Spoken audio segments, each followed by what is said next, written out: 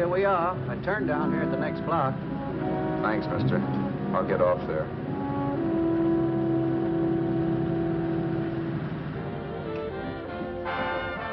Want anything else?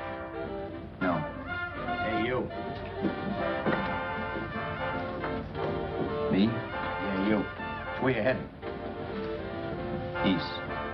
Too bad. I thought if you was heading north, I might be able to help you out. I'm pushing the Salt Lake, and I don't like to ride it alone at night. I'm one of those guys that got to talk or I fall asleep. Oh. Sure, now, my partner, he's got Lou to keep him company, but I ain't got nobody at all. Where you coming from? West. Yeah, sure, I know, but where, L.A.? Maybe. I got a cousin out in L.A. You don't say. Yeah, he's been out. You're not much of a talker, are you? My mother taught me never to speak to strangers. Oh, a wise guy. So what? Okay, don't get sore. Just trying to be sociable, that's all. Hey, Glamorous. You change for a dime, will you?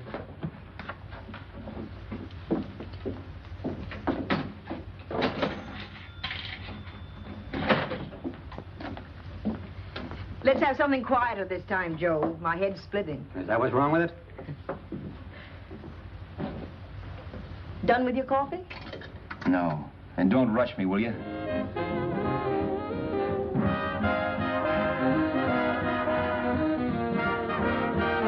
Hey, turn that off. Will you turn that thing off? What's eating you now? Yeah, what's eating you? That music, it stinks. Oh, you don't like it, huh? No, turn it off. Oh, wait a minute, pal. That was my nickel, see? This is a free country. And I play whatever I want to. Okay. Sure. And if you don't like it, you don't have to listen to it. And you can leave here anytime you want to. Okay. I'm sorry I asked. First good piece played tonight and you don't like it. Some people just ain't got any good taste.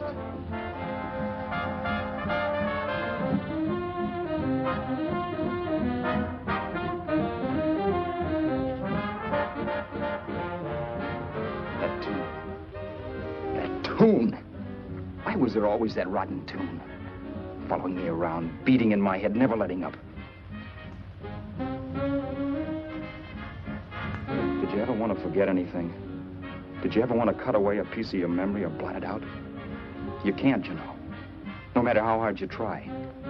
You can change the scenery. But sooner or later, you'll get a whiff of perfume or somebody will say a certain phrase or maybe hum something. Then you're licked again. I can't believe that you're in love with me. I used to love that song once. So did the customers back in the old Break of Dawn club in New York. I can't remember a night when I didn't get at least 3 requests for it. Sue, she was always selling it too. Those were the days.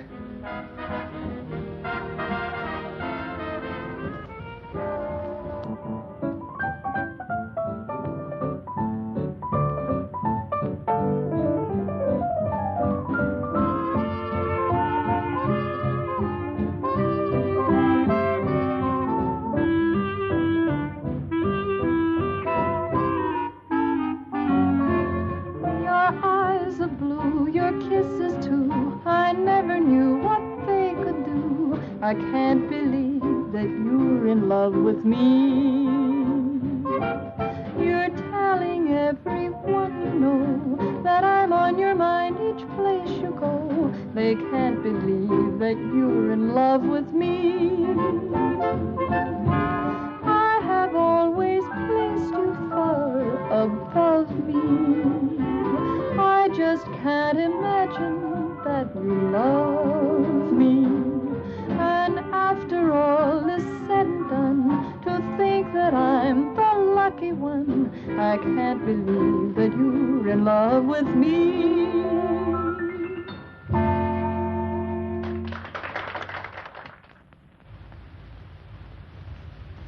It wasn't much of a club, really. You know the kind. A joint where you could have a sandwich and a few drinks and run interference for your girl on the dance floor. I pounded the piano in there every night from 8 until the place closed up, which usually meant 4 in the morning. A good job as jobs went in those days. Then, too, there was Sue, who made working there a little like working in heaven. But how we felt about each other, well, there was nothing very unusual in that. I was an ordinary healthy guy, and she was an ordinary healthy girl, and when you add those two together, you get an ordinary healthy romance, which is the old story. Sure, but somehow, the most wonderful thing in the world.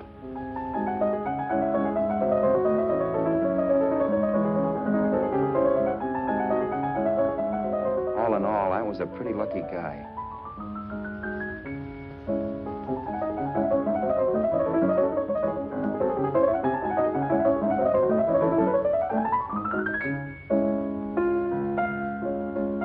Mr. Paderewski, I presume. It's beautiful. You're going to make Carnegie Hall yet, Al? Yeah, as a janitor. I'll make my debut in the basement. I don't blame you for being bitter, darling, but you mustn't give up hope. Why, someday... Yeah, someday. If I don't get arthritis first. In the meantime, let's blow this trap.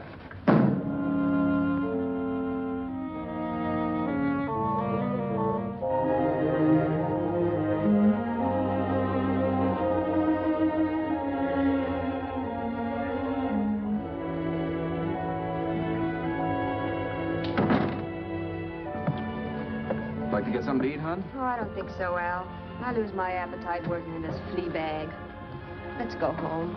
Okay. I can't stand much more of that dump. Did you see that drunk tonight trying to paw me? No, what drunk? Does it matter what drunk? Say, what's the matter with you tonight, darling? That's the third time you started to tell me something and then stopped. We shouldn't have any secrets from each other, Sue. Next week, we're going to make with the ring and the license. You and me will be a team. Yes, that's right. In the Bush League. I don't get you. We've been struck out. It's a funny way to talk, darling. Don't you want to marry me? Al, look, I love you. You know I do, and I want to marry you. But? But not now. Only after we've made good. Sunday, I'm going away. Oh, I know you'll think it's silly. That's why I hesitated to tell you. But I'm going to California. I want to try my luck in Hollywood. That's the most stupid thing I ever heard of. Don't you know millions of people go out there every year and wind up polishing cuspidors? I thought you had better sense. You sound as if you don't think I have any talent. That has nothing to do with it. I'll make out all right. Maybe. But what about me? Doesn't it mean anything to you that you're busting up all our plans? We may not see each other for years? It won't be that long. I thought you loved me. I do. You know I do. Well, here we are. Al, why can't you see my side of it? I'm young. We both are. And we've got all the time in the world to settle down. Oh, really, darling, what I'm doing is the only sane thing to do. I hate the thought of being so far away from you, but we'll be together again someday. Maybe you'll decide to come out too later on. So long. Al, aren't you going to kiss me goodnight? Sure. Why not? Good night.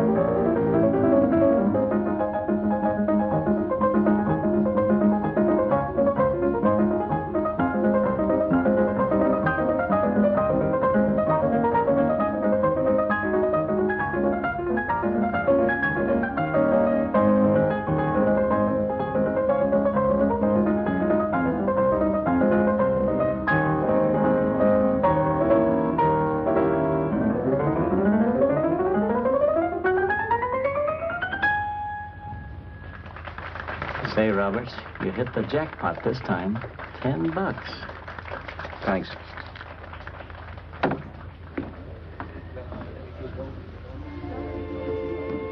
So when this drunk handed me a 10 spot after a request, I couldn't get very excited. What was it, I asked myself? A piece of paper crawling with germs. It couldn't buy anything I wanted. It couldn't... Then I thought of something.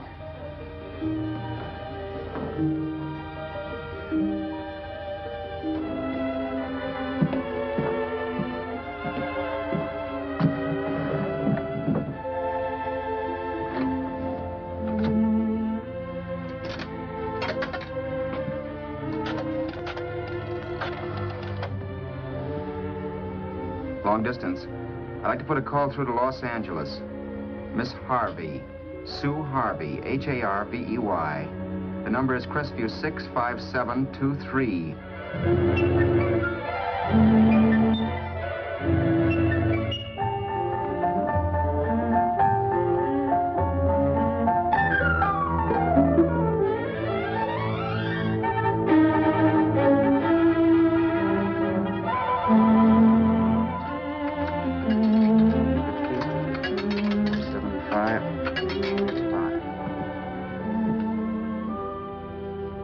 Hello, Sue? This is Al. Oh, baby, it's great to hear from you, too. What's that? You do? Oh, me too, darling. I thought I'd go batty without you. I just had to... Huh? You're working as a hashlinger? Gee, honey, that's tough. Those guys out in Hollywood don't know the real thing when it's right in front of them. You just stick it out, Sue, baby. Keep going around to those casting offices. I'm sure you'll click. Look, I'll tell you what. You stay put out there, I'll come to you. No, don't try to stop me. Just expect me. Train? Who knows? Train, plane, bus, magic carpet. I'll be there if I have to crawl. If I have to travel by pogo stick. And then, let's get married right away, huh? That's the stuff. That's what I've been wanting to hear you say. Well, goodbye for now. I'll be seeing you soon. Yeah. Bye. The only way I could cross country was to thumb rides. For even after hawking everything, I only had enough money to eat. Money. You know what that is. It's the stuff you never have enough of. Little green things with George Washington's picture that men slave for, commit crimes for, die for. It's the stuff that has caused more trouble in the world than anything else we ever invented. Simply because there's too little of it. At least I had too little of it. So it was me for the thumb.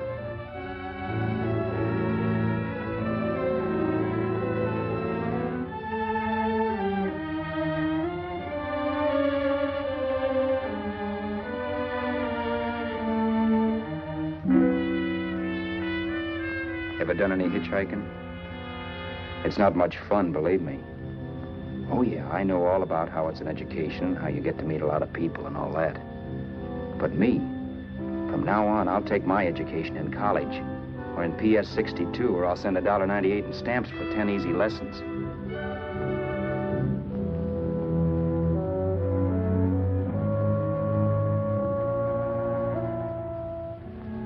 Thumbing rides may save you bus fare, but it's dangerous. You never know what's in store for you. You hear the squeal of brakes. If only I had known what I was getting into that day in Arizona. Here, throw that in the back seat. Okay, let's go. Make sure that door is closed.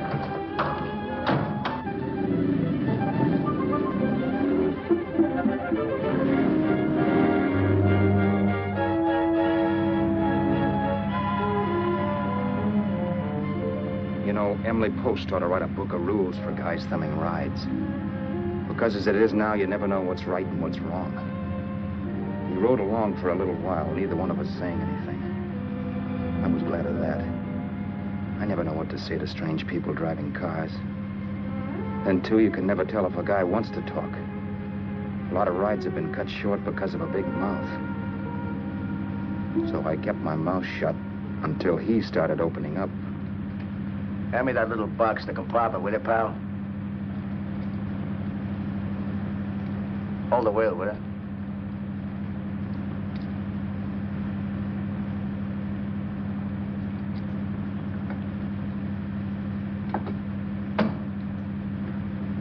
How far are you going? L.A. Wow, you're really traveling, aren't you? Yeah, but I don't expect to make it for a couple of years at the rate I've been promoting rides. Not much luck, huh? Sure, all bad. Not many people stop for a guy these days. Afraid of a stick-up, maybe. They can't blame him. Where you coming from? New York? Well, New York. You're in luck this time. I'm going all the way. Right through to Los Angeles. You drive a car? Sure. Whenever you're tired, let me know. I'll holler. I guess at least an hour passed before I noticed those deep scratches in his right hand. They were wicked. 3 puffy red lines about 1/4 of an inch apart. He must have seen me looking at them because he said, Beauties, aren't they? They're gonna be scars someday. What an animal. Whatever it was, it must have been pretty big and vicious to have done that. Right on both counts, New York. I was tussling with the most dangerous animal in the world. A woman. She must have been Tarzan's mate. Looks like you lost the bout. Certainly wasn't a draw. You know, there ought to be a law against dames with claws. Yeah. I tossed her out of the car in her ear. Was I wrong? Give a lift to a tomato, you expect her to be nice, don't you? Yeah. After all, what kind of a dame's son rides? Sunday school teachers? Yeah. A little witch. She must have thought she was riding with some fall guy. And me, who's been booking horses around racetracks since I was 20. I've known a million dames like her. 2 million. Yeah. Stopped the car, opened the door. Take it on the Arthur Duffy, sister, I told her. That's the stuff. As that was done, huh? But if you want to see a real scar, brother, get a load of this. Wow. I got that one dueling. Dueling? Yeah, we're just kidding, of course. My dad owned a couple of Franco-Prussian sabers. Kept them on the wall for decorations. Well, one day, the kid and I took them down when the old man wasn't around. Had a duel. He got me in the arm here. Pretty mean cut. Infection set in later. Yeah, I can see that. Now, give me that box again, will you? Yeah.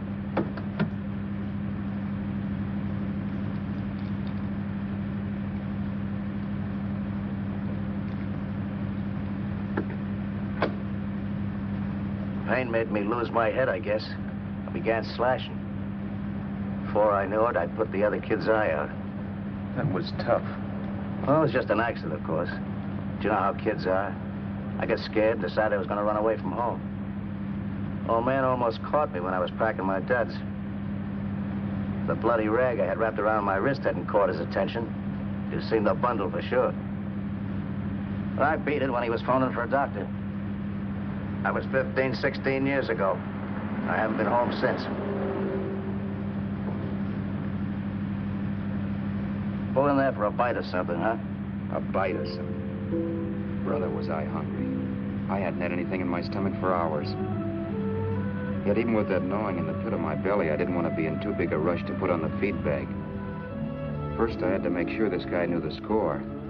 If I got him down on me, goodbye ticket to Hollywood. I'll wait out here for you, mister. Well, if it's the money, don't worry about paying for it. This time it's on me. Well, that's what... Haskell, think nothing of it. You make your first million, maybe you can do the same for me. Come on, New York. I gotta make the West Coast by Wednesday. There's a horse running at Santa Anita named Pirate Bicycle. Means dough to me if I'm on him. We'll make it all right. He did most of the talking during the half hour we were in the place. I ate. He rambled on about his old man, whom we hadn't heard from since he ran away as a kid. Now he happened to become a bookie.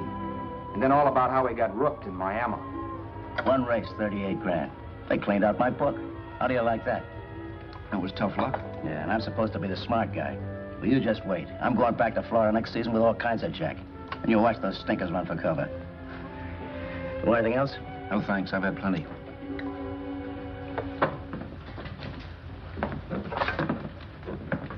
That check there, sister? Oh, just a minute. Your change, sir. Keep it, sister. Oh, thank you, sir. Call again. I'll be waiting outside for you when you finish work. Sharp check, huh?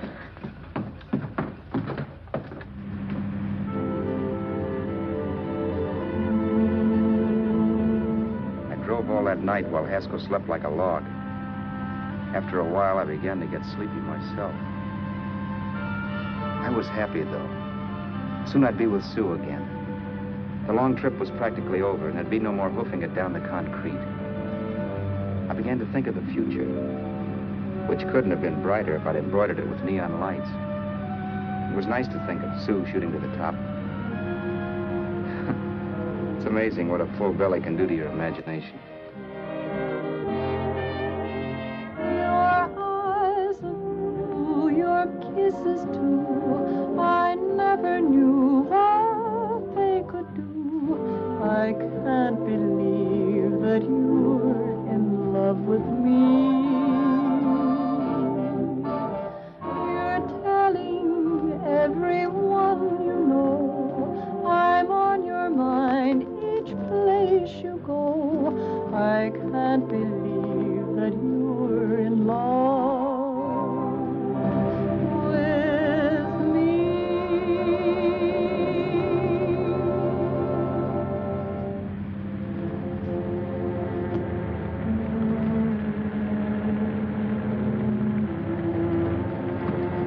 Mr. Haskell?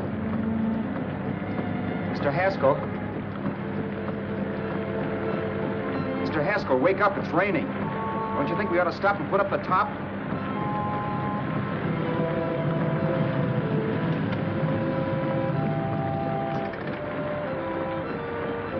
Mr. Haskell, I'm going to put up the top.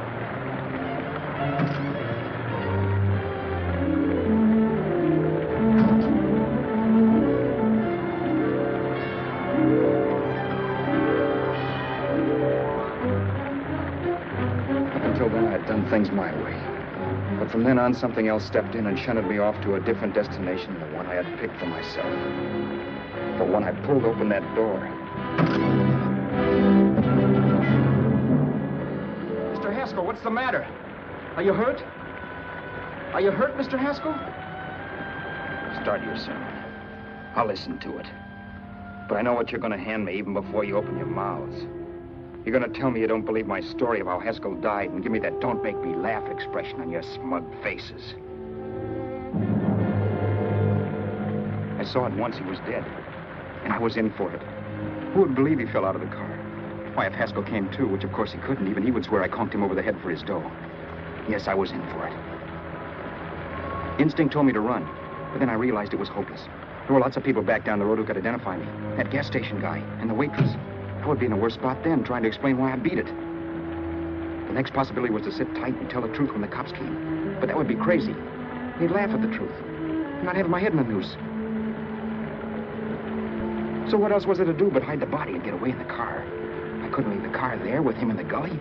That would be like erecting a tombstone.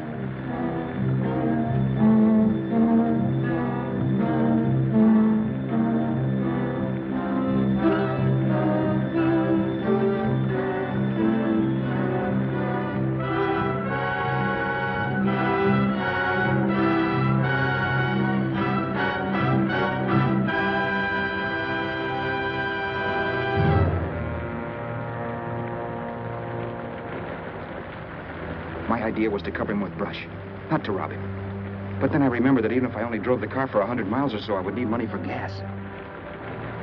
Besides, it was stupid of me to leave all that money on a dead man. Not only that, I'd have to take his driver's license in case I was stopped for something. I didn't like to think about it, but by that time I'd done just what the police would say I did, even if I didn't. My clothes. The owner of such an expensive car would never be wearing them. Some cop might pull me in on suspicion.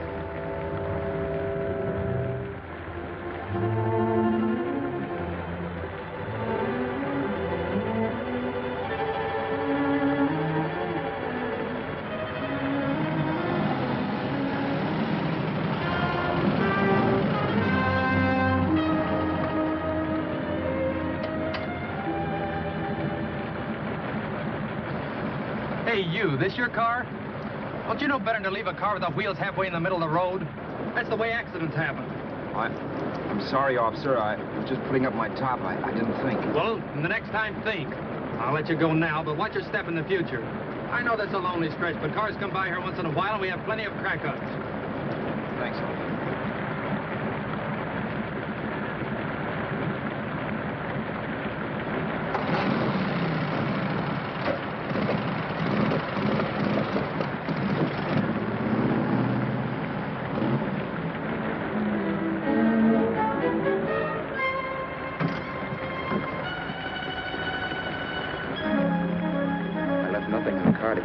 Roberts.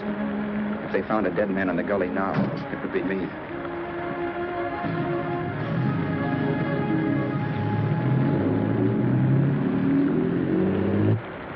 As I drove off, it was still raining, and the drops streaked down the windshield like tears.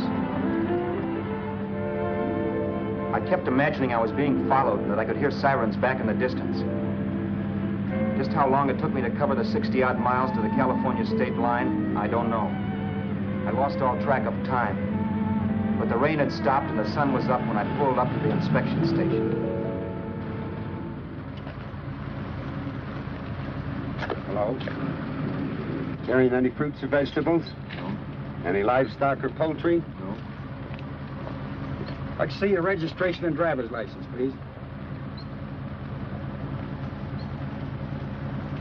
Anything in the baggage compartment? Just baggage. Charles Haskell Jr., age 30, brown eyes, dark hair.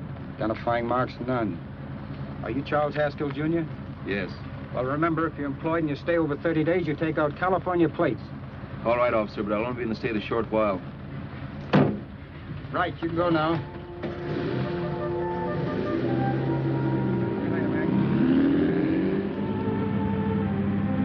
I couldn't drive any farther without some sleep. Cops or no cops, I knew I had to hit the hay and hit it hard. I was dead tired.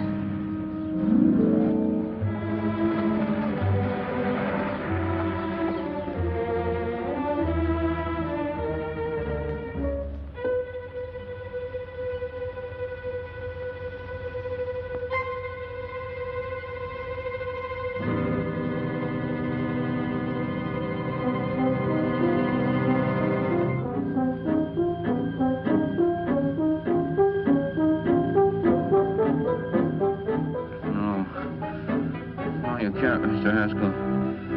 No.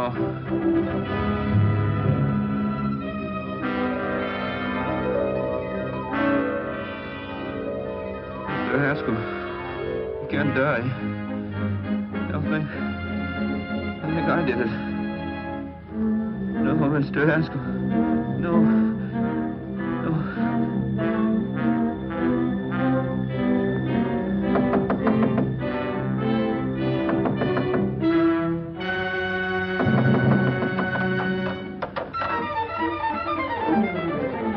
Who's there?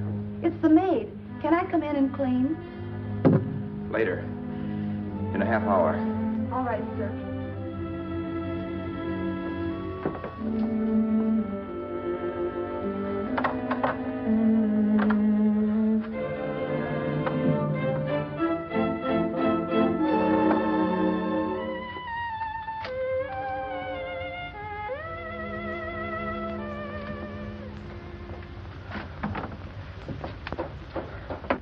There was no time to lose. Every minute I had to be Charles Haskell was dangerous. And I'd have to be Charles Haskell until I got to some city where I could leave the car and be swallowed up.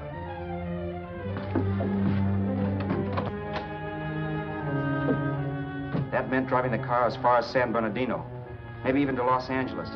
In a little town, I might be noticed, but in a city, I should be safe enough. Then, after I ditched the car, I could go on to Sue. But those 5 minutes at the state line made me realize it might be a good idea to find out a little bit about Mr. Haskell. Then if anybody asked me questions, I could give the right answers. The first thing I found out was that I had $768. This was a lot of jack, but believe me, it was the kind of money I'd rather not have.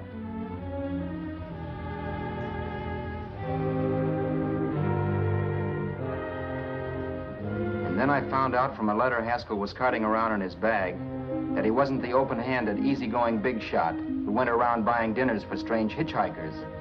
Before I got done reading it, I saw him more as a chiseler. It was written to his old man in California, the one he hadn't seen in so many years. In it, Haskell posed as a salesman of hymnals, of all things. It was easy to see where Haskell expected to raise a new stake for his book in Miami by rooking his old man. That was about all I found out from his effects, and it was enough. I told myself, maybe old man Haskell was lucky his son kicked off. He would never know it, but it saved him from taking a flyer in sacred literature preferred.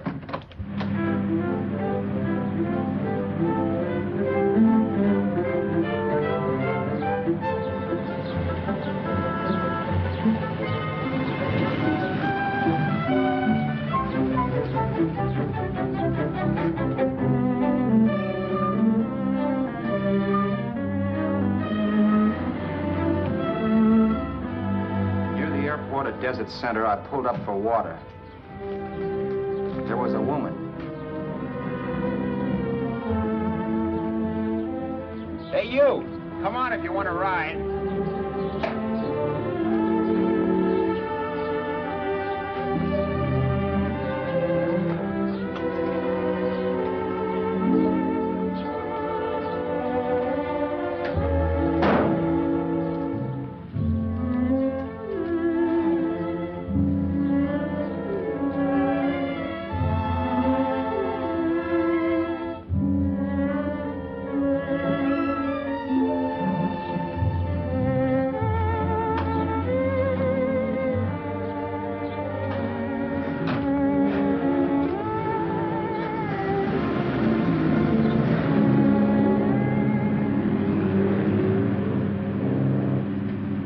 How far are you going? How far are you going? That took me by surprise, and I turned my head to look her over. She was facing straight ahead, so I couldn't see her eyes. But she was young, not more than 24. Man, she looked as if she'd just been thrown off the crummiest freight train in the world.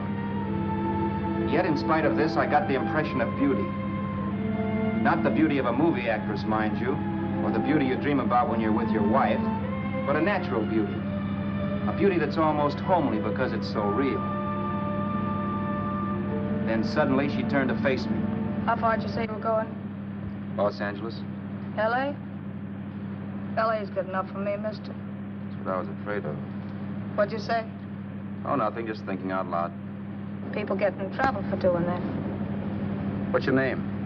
You can call me Vera if you like. You live in Los Angeles? No. Where are you coming from? Oh, back there. Needles? No. Oh, sure, Phoenix. You look just like a Phoenix girl. Are the girls in Phoenix that bad? The girl must have been pretty tired, because she fell asleep not 20 minutes after she stepped into the car.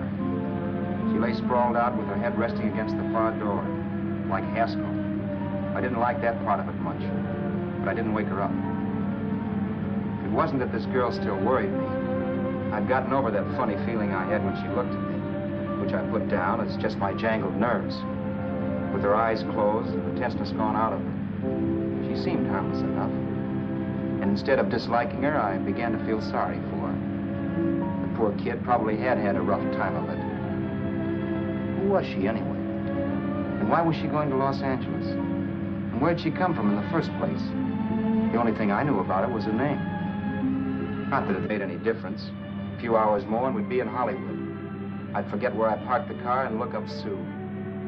This nightmare of being a dead man would be over. Who this dame was, well, it was no business of mine. Where did you leave his body? Where did you leave the owner of this car? You're not fooling anyone. This buggy belongs to a guy named Haskell. That's not you, mister. You're out of your mind. That's my name, Charles Haskell. I can prove it. It's my driver's Save license. yourself the trouble, mister. Having Haskell's wallet only makes it worse.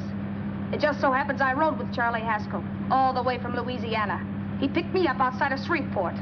You rode? You heard me. Then it all came back to me.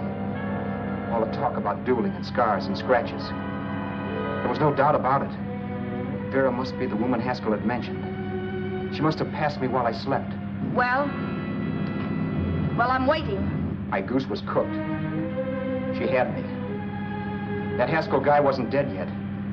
He wasn't stretched out stiff and cold in any Arizona gully. He was sitting right there in the car, laughing like mad while he haunted me. Well? There was nothing I could say. It was her move. Vera, whatever her name was just my luck picking her up on the road. It couldn't have been Helen, or Mary, or Evelyn, or Ruth. It had to be the very last person I should ever have met. That's life. Whichever way you turn, fate sticks out a foot to trip you.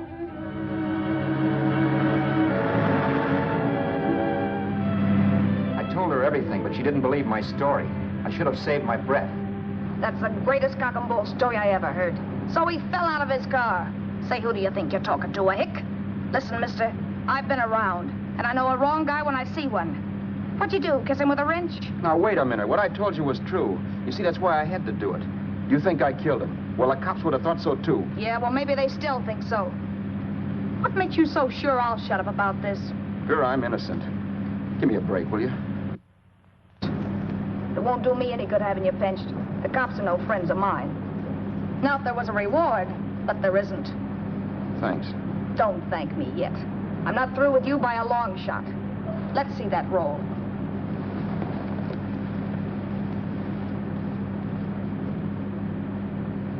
Is that all Haskell had? Isn't it enough? No, I thought he had more. Not that I know of. You can search me. You think I'm holding out on you? Well, maybe I will at that. He told me he was going to bet $3,000 on a horse named Paradisical on Wednesday at Santa Anita. He was stringing you along. He meant 300. Maybe. Sure, $3, 300. He was a piece of cheese, a big blowhard. Listen, mister, don't try and tell me anything about Charlie Haskell. Remember, I knew him better than you did. Okay, then you knew he was a four-flusher. That explains the $3,000 bet. I'm not so sure he didn't have that $3,000. Why should I believe you? You got all the earmarks of a cheap crook. Now, wait a minute. Shut up. You're a cheap crook and you killed him. For 2 cents, I'd change my mind and turn you in. I don't like you. All right. Don't get sore. I'm not getting sore. But just remember who's boss around here. If you shut up and don't give me any arguments, you'll have nothing to worry about. But if you act wise, well, mister, you'll pop into jail so fast it'll give you the bends. I'm not arguing. Well, see that you don't. You know, as crooked as you look, I'd hate to see a fella as young as you wind up sniffing that perfume that Arizona hands out free to murderers. I'm not a murderer. Of course you're not. Haskell knocked his own head off. He fell, that's how it happened, just like I told you. Sure, and then he made you a present of his belongings. I explained why I had to do that. Doesn't make a difference one way or another. I'm not a mourner. I liked Haskell even less than I like you. Yeah, I saw what you did to him. What do you mean? Well, scratches on his wrist. Sure, I scratched him. I'll say you did. So your idea was to drive the car a little way, maybe into San Bernardino, and then leave it. You weren't going to sell it? Sell it? You think I'm crazy? Somebody else's car? See, all I want to do is leave it somewhere and forget I ever saw it. Not only don't you have any scruples, you don't have any brains. I don't get you. Maybe it's a good thing you met me. You'd have got yourself caught, sure. Why, you dope. Don't you know a deserted automobile always rates an investigation? Huh? Look, the cops find a car. Then they get curious. They wonder where the owner is. So, all right, they don't trace Haskell. They trace you. I never thought of that. The only safe way to get rid of the car is to sell it to a dealer. Get it registered under a new name. Say, stop at the next store. I want to get a bottle and do some shopping before we hit L.A. Okay. As soon as we find a place, I'll drop you off and pick you up later. Nothing doing. You're coming in, too. From now on, you and I are like the Siamese twins. Have it your way, but I don't get the point. The point is, I don't want you to get lost. I'm not going to beat it if that's what you're afraid of. I'll say you're not. Well, I'm going to see that you sell this car so you don't get caught. Thanks. Of course, your interest wouldn't be financial, would it? You would want a small percentage of the profits. Well, now that you insist, how can I refuse? 100% will do. Fine. I'm relieved. I thought for a moment you were going to take it all. I don't want to be a hog. A few hours later, we were in Hollywood. And I was recognizing places Sue had written about. It struck me that far from being at the end of the trip, there was a greater distance between Sue and me than when I started out. Vera wasn't kidding with that Siamese twins crack. She rented a little apartment as Mrs. Charles Haskell. When I objected to this, she explained that it was on account of the car. The dealer might think something was funny if he called and found we were using different names.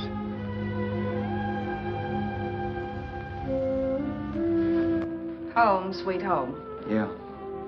Not bad, either.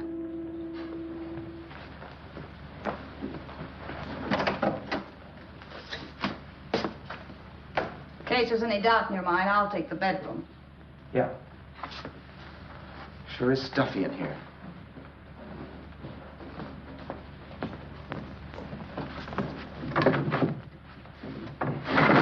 Keep the window shut. Okay. The old crow downstairs said there's a folding bed behind this door.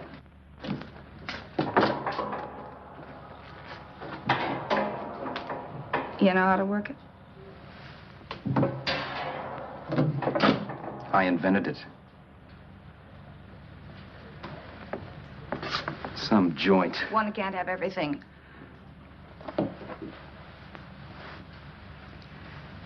I'm first in the bathtub. I don't know why, but I figured you would be.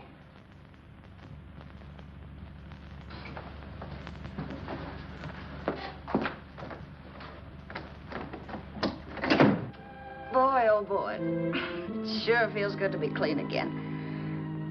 I must be 10 pounds lighter. You must be. Well, hitching rides isn't exactly the way you keep your schoolgirl complexion. I wish that guy with the sacks would give up.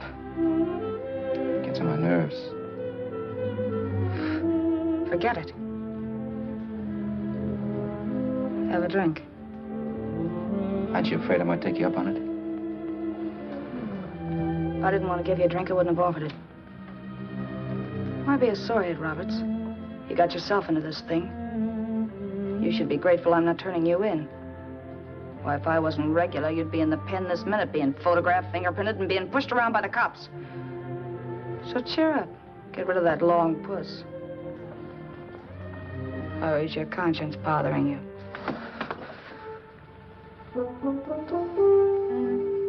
No. It isn't. Swell. That's the spirit. He's dead and no moaning around will bring him back. Anyway, I never could understand this worrying about something that's over and done with. Now look, Vera, for the last time I didn't kill him. Haskell was a sick man. Maybe he was dead before he fell out of the car. I don't know. Sure. He died of old age. All right. So if it'll make you sociable, you didn't kill him.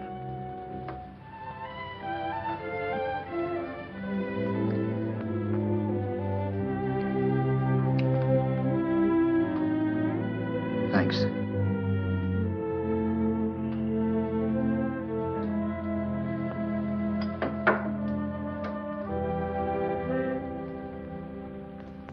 We're out of liquor, Roberts. Yeah. Too bad. I felt like getting tight tonight. Well, I think you succeeded. Am I tight? As a prima donna's corset. That's good. I wanted to get tight. Why? What have you got to get tight about? Oh, I don't know. Few things. You should have my worries.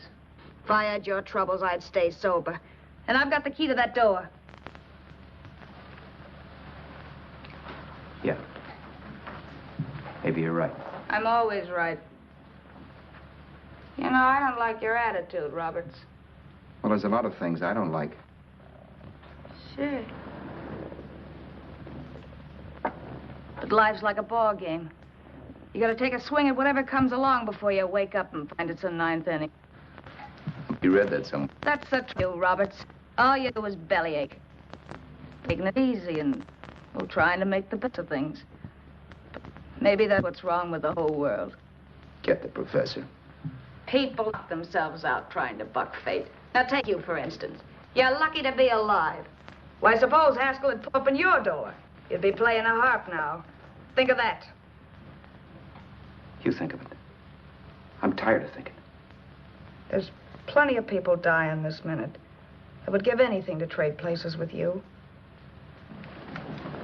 I know what I'm talking about. I'm not so sure. At least they know they're done for. They don't have to sweat blood wondering if they are. Your philosophy stinks, pal. We all know we're going to kick off someday. It's only a question of when. But what got us on this subject anyway? We'll be discussing politics next.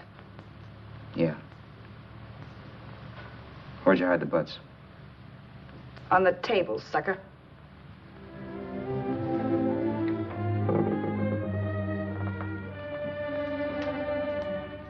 We bored each other with conversation for a couple of hours longer. Every 5 minutes, one of us was wishing we had another bottle or a radio or something to read. Then finally, we ran out of chatter. I know it's only 11 o'clock, but I want to get up early and make the rounds of the used car lots. No hurry about that. We got all the time in the world. Maybe you have, but if you think I want to stay cooped up in this place any longer than I have to, you're batty. It's not a bad place. Pay plenty for diggings like this in New York. I wouldn't like it if it was the Ritz.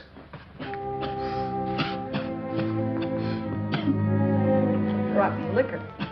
You got a mean cough. Ought to do something about it. I'll be all right. That's what Camille said. Who?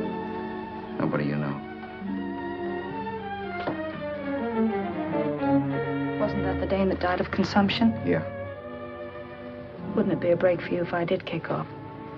You'd be free with all Haskell's dough and car. I don't want to see anybody die. Not even me. Especially not you. One person died of me. If you did, well, that's all I need. You don't like me, do you, Roberts? Like you?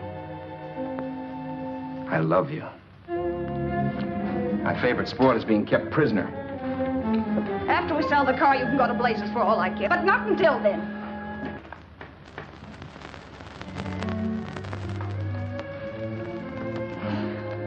I'm going to bed.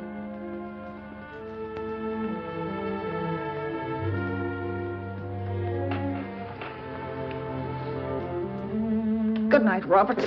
Don't try and sneak away during the night. All the doors are locked. Anyway, if I find you gone in the morning, I'll notify the police. They'll pick you up. Don't worry, I know when I'm in a spot. Well, good night. I hope that portable rack isn't too uncomfortable for you. Don't lose any sleep over it, will you, Vera?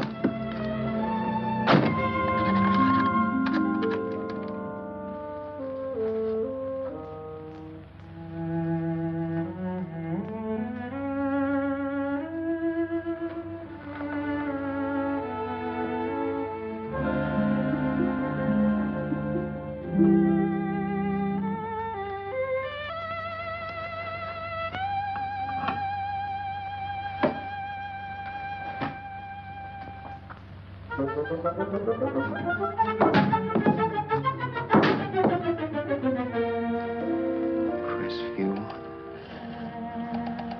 6, 5, 7, 2, 3. Hello? Hello? Hello? Hello?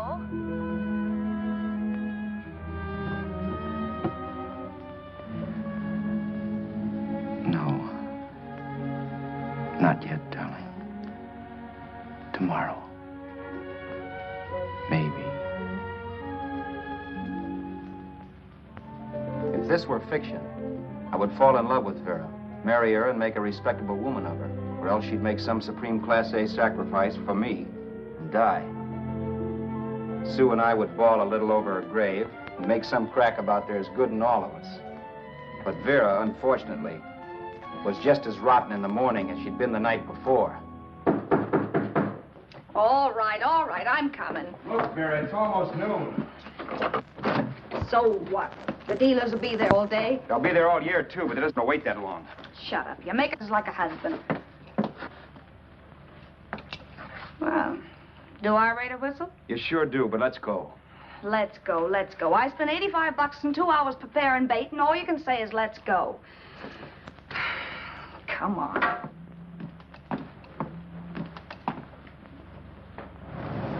We've had a few used car lots last night down this way. What do you think we can get for this heap? I don't know. Plenty. You let me handle everything. Think we can get $2,000? I don't know, but don't worry. I'll squeeze as much out of this guy as I can. If I let it go cheap without a fight, he might think we've stolen the car. And listen, don't make any slips and call me Roberts. That'll cook us. I don't need you to tell me that. You better just sit by and keep your mouth closed. Remember, we're both in the soup if anything happens. Forget it and drive. You're my wife, Vera Haskell. Look, after the deal's closed, let's go back to that place on Hollywood Boulevard where I saw the fur jacket. I want to buy it. After the deal's closed, I'm saying goodbye to you. That's right, I forgot. I guess I'm getting kind of used to you. Well, that's a habit you could start breaking. Let's try this place in the middle of the block.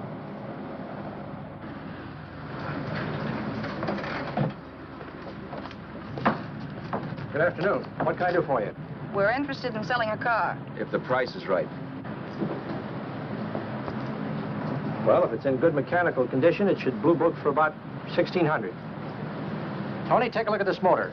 $1,600. Are you kidding?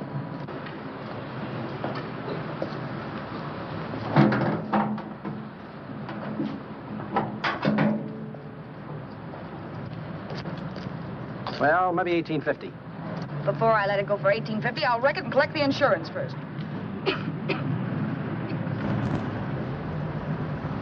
Lady, this motor's seen a lot of driving.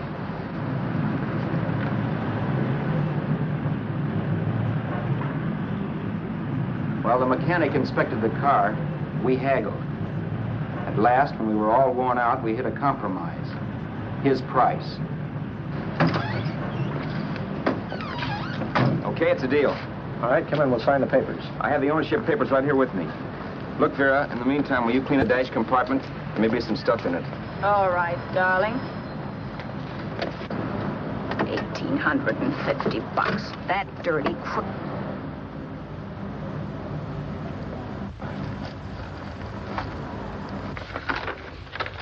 In New York, huh?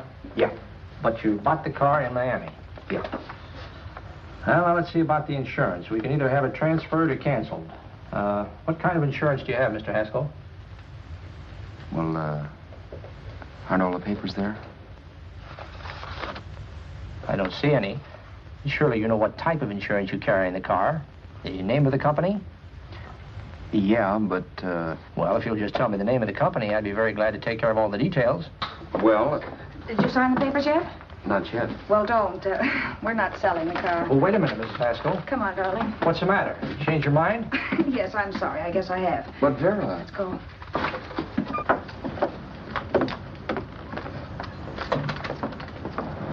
You got me out of a tight spot, Vera. But I still don't understand all this. You will in a minute. I almost threw away a gold mine. $18.50 isn't to be sneezed at. The car doesn't book for as much as I thought. We're not selling the car. You want to keep it. Now, wait a minute, Vera. You said yourself I wouldn't be safe until the car was in someone else's name. I'd like to be free of this mess when I go. That's just it, Roberts. You're not going. There's a drive-in at the next corner. Pull in there and we'll get a bite to eat. And I'll explain. What is this, another one of your brilliant ideas?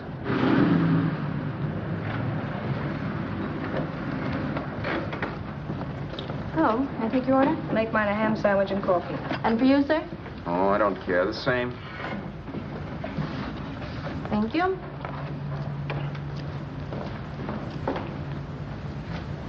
Get this, Vera. I've been pretty patient so far. I've done everything you asked me to do, but no more. Shut up. You've taken Haskell's money. And you can have the dough we get from selling the car. But you're not going to keep me a prisoner. It's a good thing I bought the paper. Take a look at that. Vera, I'm in no mood. Read that.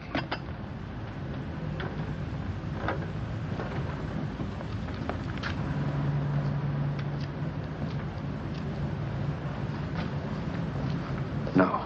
Yes. No, I won't do it. Yes, you will. You think I'm crazy? It's impossible, I tell you. Excuse me.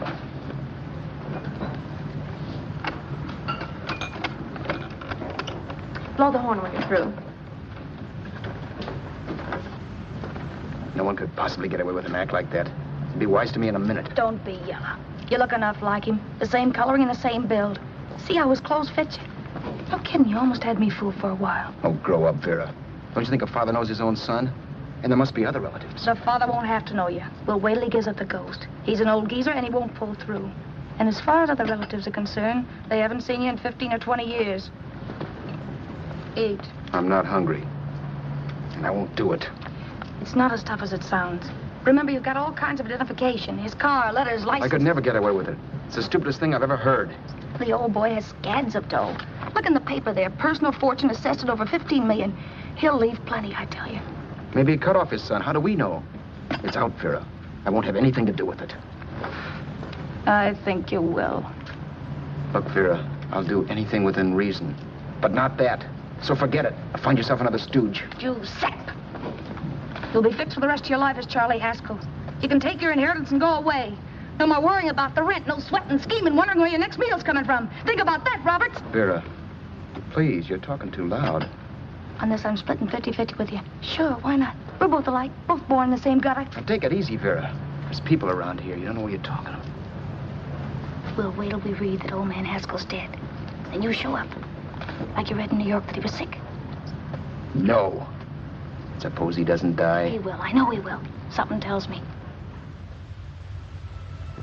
But as much as I insisted I would have no part of her scheme, Vera was taking it for granted I would. Neither of us had our mind on the cards as we played that night.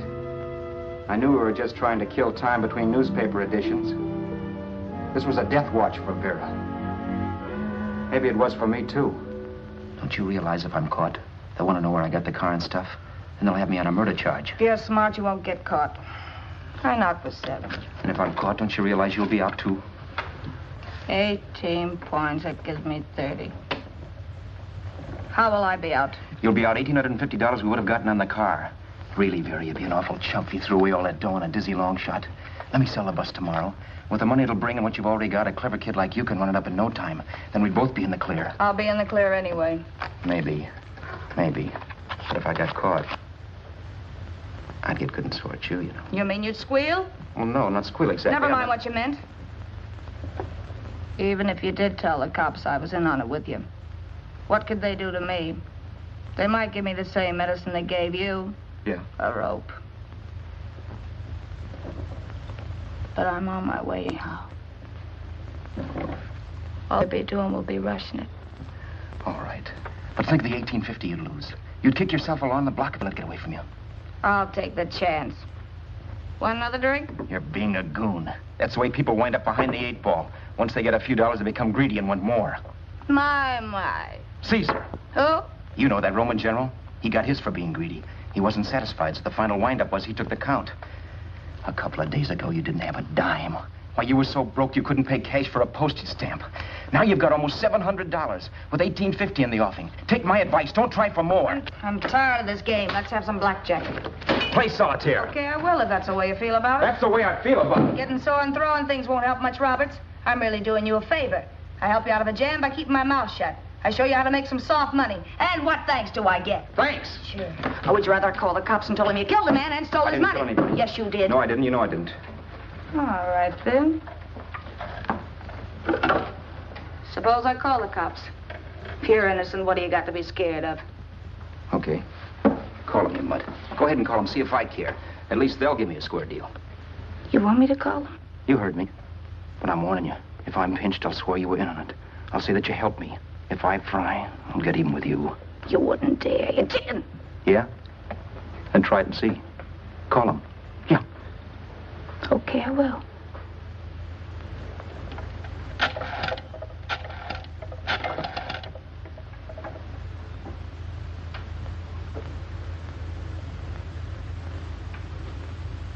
Information? I want the number of the Hollywood police station. Okay, I got it. Thanks. Wait a minute, Vera. You wouldn't do that. Well, wouldn't that? And I'll show you if I would. Take it easy now. Let's talk this over.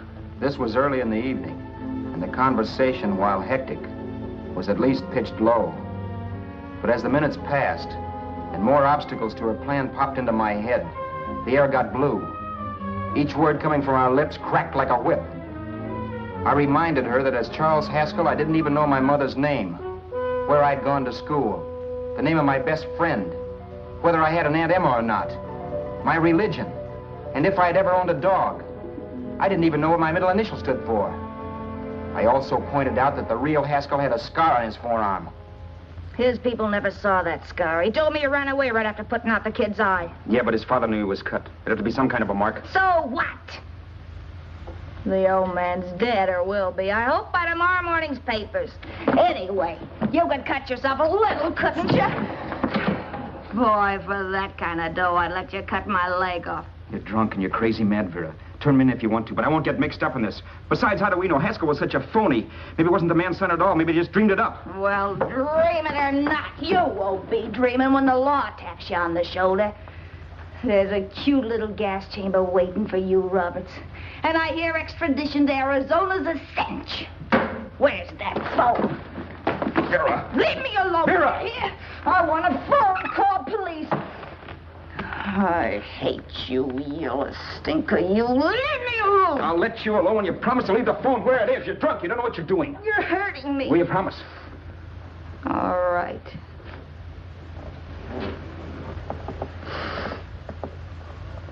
You hurt me. I'm sorry, but... And it's hot in here. Open up a window. It's not hot.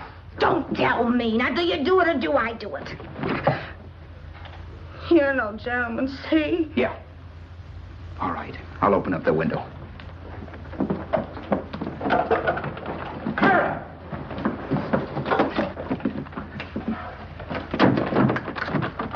open the door. Please open the door. Vera, open the door. Don't use the phone. Listen to me. I don't like you, Roberts. You're no gentleman, see? You hurt my hand, and I'm going to get even with you. If you don't open the door, I'm going to kick it down, Vera. Vera, don't call the cops. Listen to me. I'll do anything you say. Vera, let me in. I'll break the phone.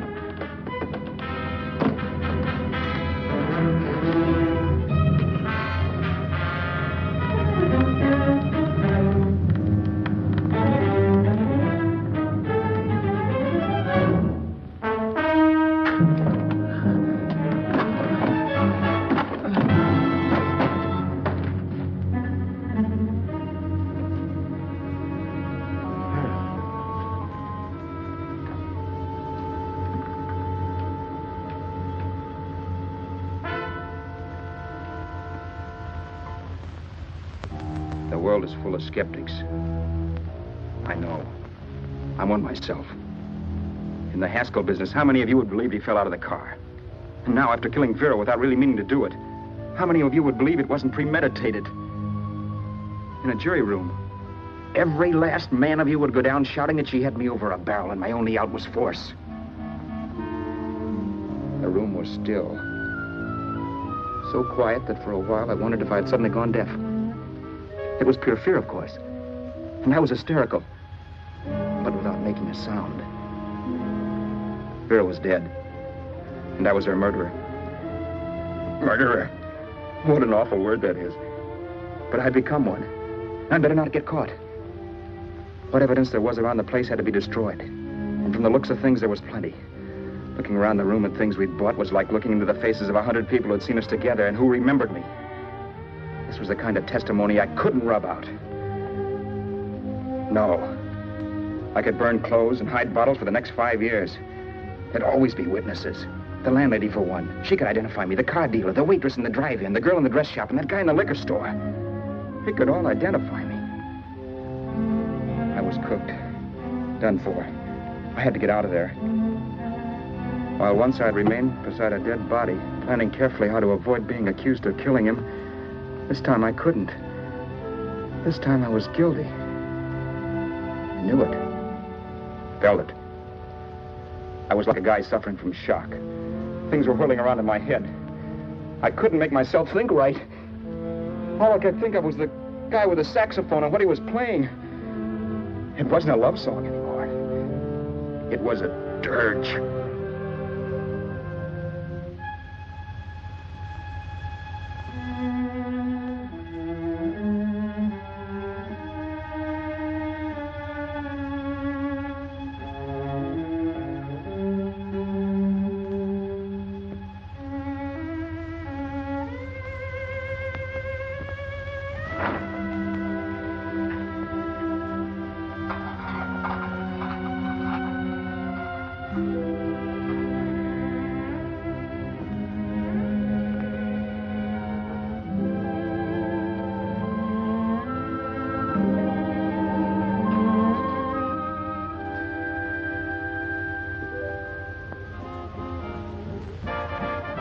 Problems weren't solved.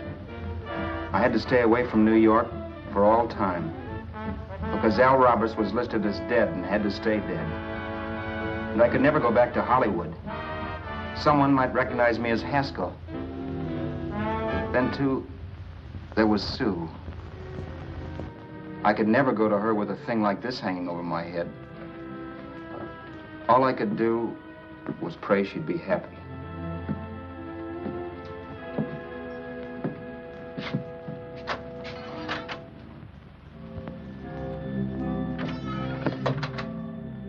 I was in Bakersfield before I read that Vera's body was discovered, and that the police were looking for Haskell in connection with his wife's murder. Isn't that a laugh? Haskell got me into this mess, and Haskell was getting me out of it. The police were searching for a dead man. I keep trying to forget what happened, and wonder what my life might have been if that car of Haskell's hadn't stopped. But one thing I don't have to wonder about. I know. Someday a car will stop to pick me up that I never thumbed.